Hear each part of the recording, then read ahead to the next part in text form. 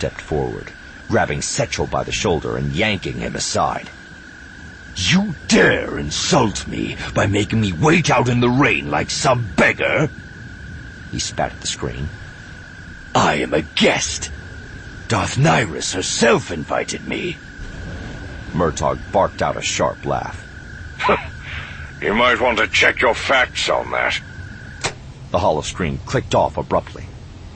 Scourge turned around to find Setchel cowering against the wall. "I'm sorry, my lord," he said. "Murtaugh has become somewhat paranoid since—" Scourge cut him off. "What did he mean when he told me to check my facts? Was I invited by Darth Nyrus or not?" "You were. Of course you were. Sort of." Scourge raised his hand towards Setchel and reached out to the Force. The servant began to gasp and clutch at his throat as his body was lifted slowly up into the air by an invisible hand. "You will tell me what is going on," Scourge said, his voice devoid of all emotion. "You will tell me everything, or you will die. Do you understand?" Setchel tried to speak, but could only cough and sputter. Instead, he nodded frantically. Satisfied, Scourge released his hold. Abruptly, Setchel dropped the full meter to the ground, where he landed in a heap, grunting in pain before scrambling to his knees. "It wasn't Darth Nyrus's idea to hire you," he explained, his voice still raw and rough from the choking. "After the second assassination attempt, the Emperor suggested that her own people could be involved. He suggested she bring someone in from the outside." Suddenly it all made sense. The Emperor's will was absolute. A suggestion from him was a de facto order. Darth Nyrus had invited him here because she had no choice. Scourge had assumed he was an honored guest, but in actuality, he was nothing but an interloper. His presence was an insult to her loyal followers, and a reminder that the Emperor doubted her ability to deal with the assassins herself. That was why he'd received such a meager reception, and why Nyrus's security chief had reacted to him with such hostility. Scourge realized he was in a precarious situation. His efforts to investigate the assassinations would be met with resistance and suspicion. Any mistakes, even those that were not his fault, would be blamed on him. A single misstep could spell the end of his career, or even his life.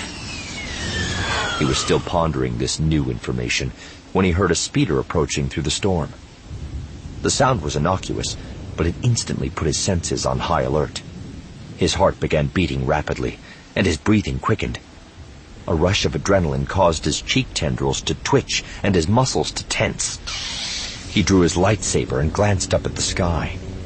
At his feet, Setchel cried out and covered his face, assuming the lightsaber was meant for him. Scourge ignored him.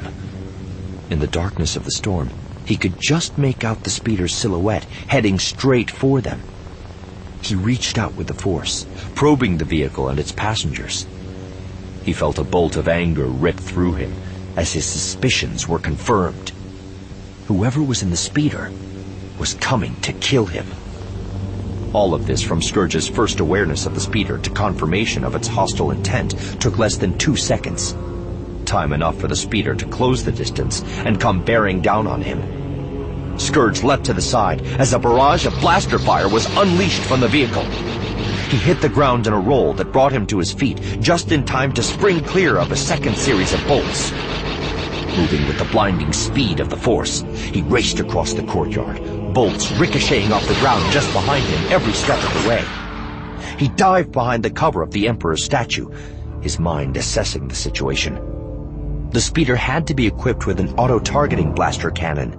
There was no other way the shots could have tracked him so closely on his desperate run for cover. Even a Sith Lord couldn't evade that kind of firepower forever. He had to disable the vehicle. The speeder was heading away from him, circling around for another strafing run. Before it could complete its turn, Scourge stepped out from behind the statue and launched his lightsaber across the courtyard. The crimson blade went spiraling through the night, tracing a wide looping arc. It clipped the back end of the speeder, sending up a shower of spark and flame, and continued on its trajectory to return to Scourge's outstretched hand. The hum of the speeder's engine pitched into a screaming whine as it completed its turn. Black smoke, barely visible against the dark clouds, billowed out from the rear engine. The vehicle began to lurch and wobble, losing altitude rapidly, even as it opened fire yet again. Scourge ducked back behind the Emperor's statue, pressing his back firmly against it as a shower of bolts rained down on him. A second later, the speeder flew overhead, its angle of attack dropping so steeply it actually decapitated the statue he was hiding behind. The heavy stone head toppled down toward him, forcing Scourge to break cover to avoid being crushed. At the same time, he saw the speeder slam into the ground. Emergency repulsor fields absorbed the impact, saving the vehicle from being smashed to bits, but it still hit hard enough to send a piece of the damaged engine flying. Holding his lightsaber high above his head with both hands, Scourge charged the downed speeder. 2 passengers scrambled from the wreckage, shaken but unharmed. Scourge was only mildly surprised to recognize the 2 red-clothed mercenaries he'd encountered on the speeder pad back near the spaceport. The male was on the far side of the speeder, struggling to get his blaster rifle out of the wreckage. The female was on the near side, her blaster pistols already drawn. Scourge was less than 5 meters away when she opened fire. He didn't bother trying to block the bolts. Instead, he launched himself upward, his forward momentum carrying him in a high, somersaulting leap that arced over both the woman and the damaged speeder. The sudden move caught her off guard, and though she fired several hurried shots, none hit him. Twisting 180 degrees as he flew through the air, he landed on the other side of the speeder, right beside the male mercenary just as the man was bringing his own weapon to bear.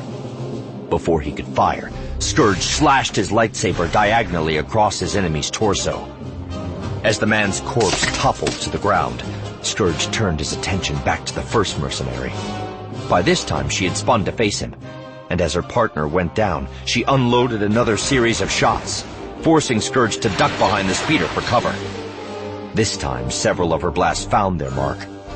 Scourge's armor absorbed the worst of the attack, but he felt a searing pain in his shoulder as a small amount of the particle beam energy found its way through a joint in his armor to scorch his flesh.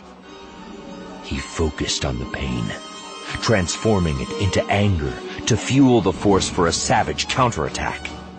At the same time, instinctively, he drew upon his opponent's fear, adding it to his own passion and further amplifying the power he was gathering.